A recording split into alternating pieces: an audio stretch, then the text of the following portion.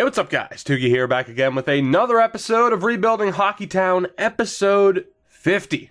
A milestone moment for this series, although I will say, episode 50 is where you start to wonder about the future of this series. We are in 2024. We have had plenty of success in this series. Odds are, we only have 2, maybe 3 seasons left at the max. But for now, we're focused on potentially finding more playoff success. Our round 1 matchup against Ottawa begins in just a few short minutes. Our lineup is set. We're going to reunite Hall, Hischier, and Tippett. Again, this will be Taylor Hall's last season with us. We have no choice but to have it be his last year, and then Vic Marsh will more than likely be moved up. Or he will be moved up to the top line. More than likely, we're looking at potentially getting rid of Pascal and Hagman as well. Not entirely sure. We will cross that bridge when we come to it. Thatcher Demko, though, between the pipes, our 93 rated goaltending. We'll see if it's good enough, man. If Demko struggles, we have Ian Scott, who did win a Stanley Cup. But taking a look at Ottawa's ratings, and there's obviously something happening in our favor, so that's good. But otherwise, they have a very strong team. 94-96 for offense and defensive ratings. But 79 goaltending, which means somebody's injured. And we might just be able to take advantage of that. Let's take a look at what we are up against. And it's interesting that Rube Heinz is there. But top line, Mike Hoffman, now 34 years old. Not even going to bother to take a look at their regular season stats. Who the hell cares? But you do have Rube Heinz with Mike Hoffman and Mark Stone.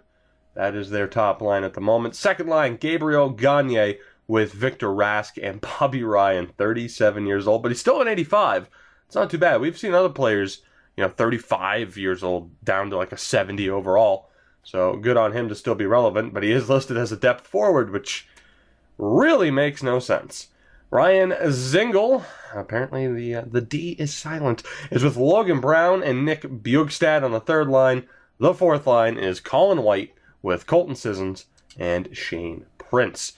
So I'm not exactly sure how they have such a highly rated offense. You would assume that the way they figure out the offensive rating would take the defense into account.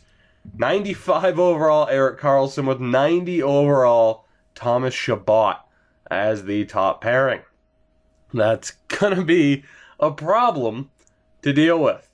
Second pairing is Christopher Bendulis, who was a free agent signed by the Washington Capitals out of the NCAA. He ended up being an 87 overall. He is with Cody Ceci. And the third pairing, Marcus Nutivaara with Sami Vatanen. So again, damn, that defense. On offense, they're set up very well. They're an extremely well-rounded team. I'm just not sure how the rating was as high as it was, but their defense is incredibly solid. The goaltender is Mike Condon, and we will actually look at his stats. He was their starter.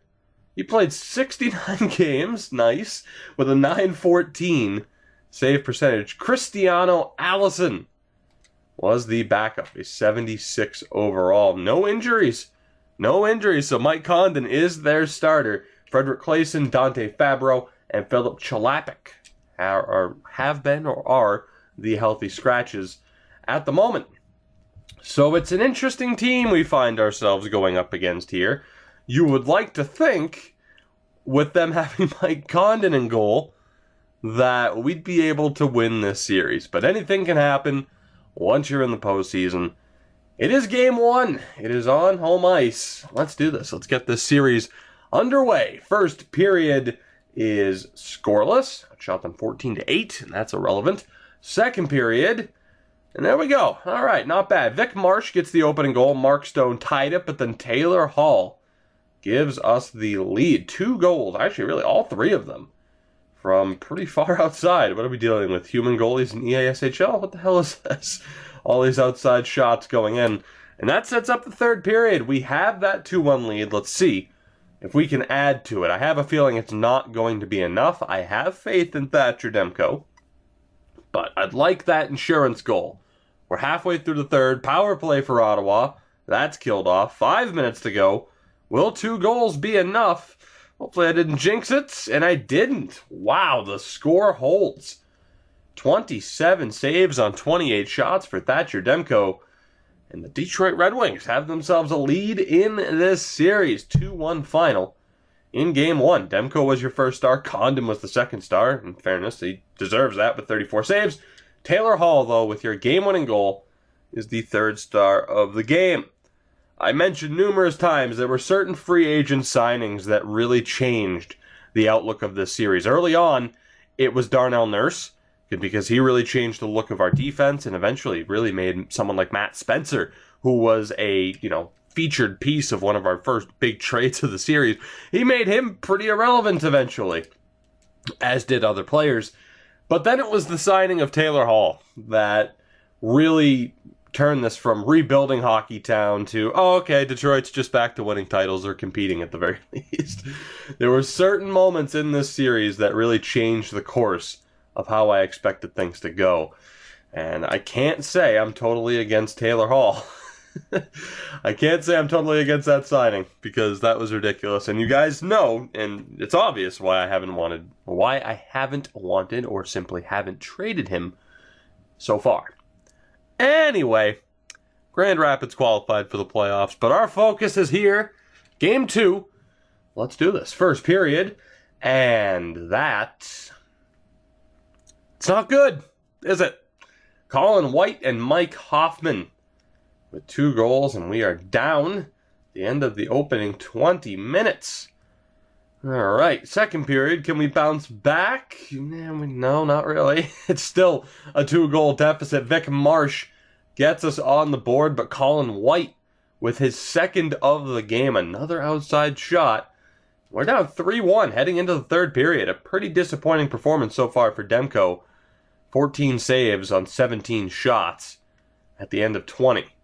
Now we're already halfway through the third. Power play for Ottawa is killed off, but we need a goal quickly here if we're going to have a chance, and it just doesn't look like it's happening. A huge win for the Sens as Bobby Ryan gets the empty netter. 4-1 in Game 2. And again, a huge win for Ottawa as that neutralizes our home ice advantage. A disappointing loss. And we might have a series on our hands. A 4-1 loss. Such a great game from Demko in Game 1. Not so much in Game 2. Not going to put the blame completely on him, but disappointing. A very disappointing loss. Now, where are we scouting-wise? We'll go SHL. 2 weeks or a week? Let's just go a week, I guess. It's not like it's going to matter too much. We will keep the lines the same, although I will look at maybe changing things up. If, worst case scenario, we lose Game 3 as the series shifts to Ottawa. Let's go. First period of Game 3. And again, Mike Hoffman. What was he, 35 years old now? He's still putting up the points. He gets the opening goal on Demko late in the period. We're down 1-0. Second period. Okay. That. So where was that scoring last game? What happened last game? Wow. Okay, let's... So Taylor Hall scored. And then 15 seconds later, Owen Tippett scores. And then under 2 minutes later, I believe that would be... I'm not doing the math. It's like 1 minute and 53 seconds later. Philip Hronik scores. And they pull Mike Condon. And then Cristiano Allison gives up a goal to Rasmus Dahlin with 1:14 left to go. Keep in mind, all of these shots were from outside for the most part. We're out shooting them 19-11. It's 4-1 on the board as we start this third period. What the hell was that second period? 4 goals. My God. Logan Brown gets an early goal for Ottawa. We have a power play that we can't do anything with. Halfway through the third, and thankfully, that 3-goal lead is restored. Tommy Hagman gets another goal on Allison, and that will do it. After being shut down in Game 2, we find our offense for Game 3. 34 shots to 18, 5-2 on the scoreboard. as we chased Mike Condon. The top line getting it done. 3 points for Taylor Hall, 2 for Tippett, and the hat trick of assists for Nico Hischier. Will he be the number 1 overall pick? I am recording this on Friday morning. The draft is tonight. I was going to make another video saying I was going to do a mock draft. I really was. Maybe I still will. Instead of recording another episode of Franchise Mode after this, maybe I'll do a mock draft and who I think will be selected. You know what? That actually sounds like a half-decent idea. But now that I'm saying that, if it doesn't happen, you take Nolan Patrick number 1. The Devils will take Nolan Patrick. Nico Hischier is going to be a Philadelphia Flyer, which is mind-boggling. Who would have seen that coming? So there you go. That's my choice, at least for number 1, number 2, if I don't do a full mock draft of the first round. But anyway, no need to change our lineup here, right? Game 4. Let's go. I was going to mention the other trades as well. Trevor Van Riemsdyk. I know there was a 7th round pick in exchange, but basically TVR for a 2nd round pick.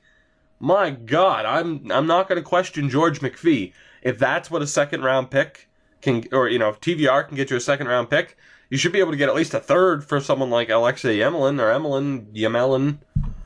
Man, I can't wait. I cannot wait to see what happens tonight. Cannot wait. Or over the next few days. There should be even more trades. And of course, Jordan Eberle, straight up for Ryan Strome. Surprised there wasn't another return. Another piece in the return going to Edmonton. From the Oilers, I would have been like, hey, 2nd round pick. Maybe a different prospect. But we'll see how it works out. It gave them, as in Edmonton, the money to re-sign Chris Russell. We'll see how well that works out. Anyway. Let's go. Game 4. First period. And it's a goal apiece. Aaron Ekblad and Shane Prince. I'm sorry for that delay, but there wasn't too much to talk about with those trades, so I didn't want to put up like a 2-minute video just being like, yeah, okay, good, and good. See you later. It's easier to talk about it in this video. But we are tied at 1 apiece. Ekblad and Shane Prince. Second period, and there we go. Another strong second period. Joel David and Tommy Hagman. 3 goals on 19 shots. We have the 3-1 lead as we begin the sim of this third period. I haven't even hit the Y button. Let's go. Let's get this period done and over with. Because it's definitely looking like we're going to have a 3-1 lead. By the way, Allison back in goal. What is going on with Mike Condon? Logan Brown gets another one. He's been great so far in this series, but unfortunately for him, it is too little, too late, even though he scored halfway through the period. It's a 4-2 victory in Game 4. Robert Thomas scored on Allison, but Condon was in up until the third period. That is very strange, but regardless, we have the 3-1 series lead, and we go back to Detroit for Game 5 with a chance to end this series.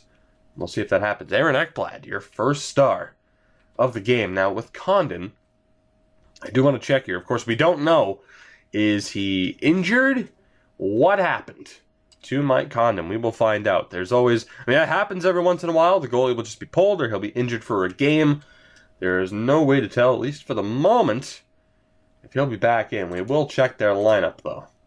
Could go check the injury report. It is still 79 rated, so I imagine he is healthy.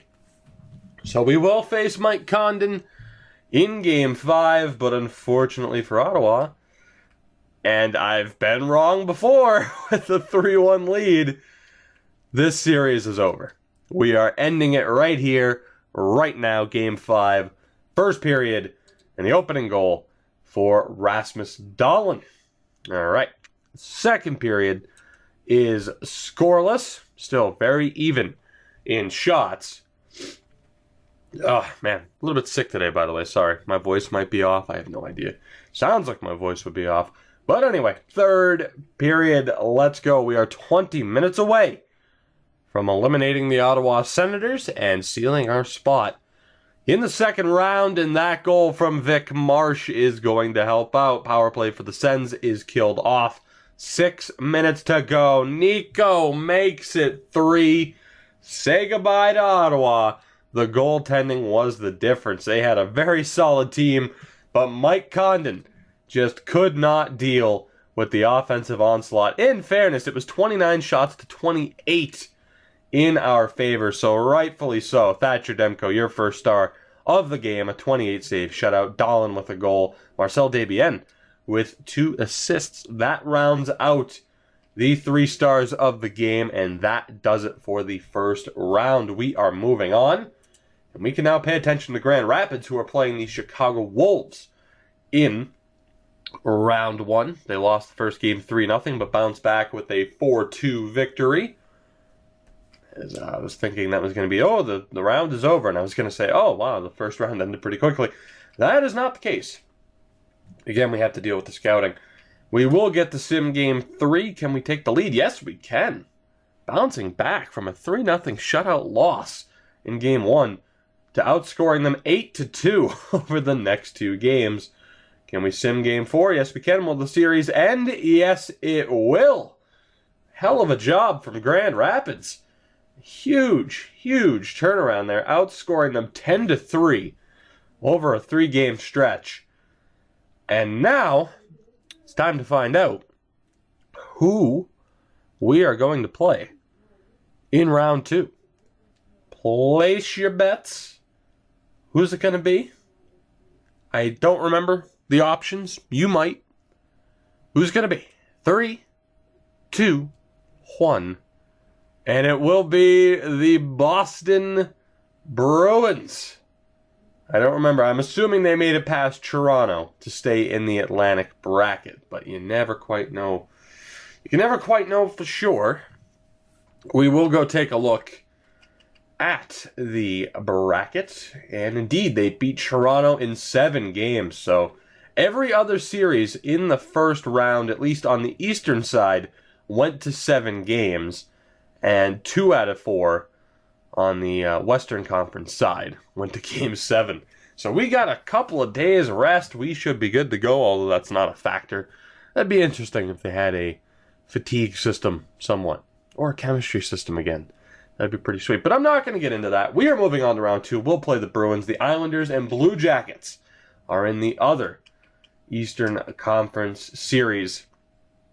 And in that first round, actually here, we'll go take a look. Stuart Pascali did have 7 points in 5 games, but I want to take a look at the team through the Edit Lines menu, and also we'll make this video a tad bit longer, so it might not be as predictable. But the top line in the first round, 4 points for Taylor Hall. He was a -3. Very surprising. Nico Hischier with 4 points. He was a -1, shooting a 10%. And Owen Tippett with 4 points as well. He was also a -1, so that's interesting. Was Logan Brown on the top line? Is that the reason why? I don't remember. But interesting. I mean, the offensive output was there. Interesting that their plus-minus was all in the, were all in the negatives. Tommy Hagman had 2 goals in that first round. He was a +4. Stuart Pascali, 7 helpers, 7 assists. He was a +3. And 4 points, 3 goals for Vic Marsh. Not too bad. I didn't show off the power play line. This is what we're going with. We actually don't have Pascali. Well, actually, we do have him on the power play. But he is set up as a point guy just because we don't have... Our only right-handed defenseman at the moment is Ekblad. So, interesting. I don't know what our power play percentage was. We'll take a look at that. But 7 helpers for Pascali. The third line, Joel David, 1 point, 1 goal. He was a -1. Nothing from Benoit Garoux, 16 shots. He's still improving, which is nice, but I have a feeling he's not going to become that second line guy. If he does, that'd be extremely helpful, but his defense is insane. That's what we have him for. Although it's funny, his acceleration and agility are both in the 90s, but his speed's only at 76. Interesting attribute layout there. Some interesting numbers, at least for me. And then Cole Lind, will it be his last season here? 1 assist in that first round. The fourth line, Kevin Donaghy, who I hope isn't complaining about ice time. Of course, he'll be on the third line next season. He has 1 point. 4 points for Marcel Desbiens. You would assume the power play has a lot to do with that. He is a -2, though. And then Robert Thomas managed to get himself a goal. On defense, Philip Hronek, 4 points in the first round, 3 points for Aaron Ekblad. Second pairing, Nicholas Haig is a +2 with no points. Rasmus Dahlin has 2 goals. And then the third pairing, They struggled in the first round. Gary McCann and Calvin DeHaan. Now, we don't exactly... I mean, we do have other options. We could call up Joey Wisniewski or Brent Perron to be on the line with Calvin DeHaan. And most likely I would call up Perron, even though he would drop down to an 82. Let me know what you think. Should we go with Gary McCann and just keep that team, just keep the team as it is because we dispatched of Ottawa pretty easily? I mean, some people might even argue, change up the top line, drop Taylor Hall again because they were minuses, but maybe not. Maybe not. It's tough to say. I do feel like we have a half-decent balance. Like Donaghy has the PK time, as does Cole Lind. DBN has power play time. So I set the lineup up. I set the lineup up in a way that should keep everyone happy. But on defense, do we break up Gary McCann and Calvin DeHaan? Now, McCann would be sent back down to junior, which might not be the worst thing. But again, if we decide to send down Calvin DeHaan and Gary McCann. If we send down Gary here, we'll call up Brent Perron to be on that third pairing. And then, of course, the goaltending, we haven't talked about him, but Thatcher Demko had a pretty damn good opening round, a .936 save percentage with the shutout. Poor Ian Scott hasn't played, but he is there if we need him. So, guys, that will do it. Let's go take a look at the special teams efficiency. But that will do it for this episode of Rebuilding Hockeytown. Let me know what you think. Should the lineup stay the same? Should we at least change up the defense to give ourselves maybe a slightly better chance at success? But in the playoffs, Ottawa averaged the lowest goals for per game. We were at a solid 3 goals per game. We also averaged the lowest goals against per game, just slightly above the New York Islanders. Our power play. Yeah, I'd say our power play is working out pretty well, and that would explain Stuart Pascale's 7 helpers. 41.2%. Holy shit. 7 goals in 17 attempts. That is absurd. Oh my god, that is the reason why we just destroyed them. And then our PK is at 88%. Third right now in the postseason. 1 goal on 9 attempts. We did a hell of a job of staying out of the box. Not too bad at all. So guys, things are looking very good for us. But who knows what we're going up against with the Bruins. Only 2 more wins in the regular season. We'll take a look at their team before we play that next series. So until then, if you did enjoy, of course, make sure to hit that like button. It is greatly, greatly appreciated. And to make sure that you never miss a video, make sure to subscribe if you haven't already. Join that notification squad. Follow me on Twitter at Toogie24 to be alerted for when videos are uploaded and other random stuff. If you want to hear what I think about the Eberle trade before I can make a video about it, that's the place, man. That's the place. And of course, it's going to be beneficial too if you play Ultimate Team and enjoy giveaways. Guys, thank you so much for watching. I'll catch you next time.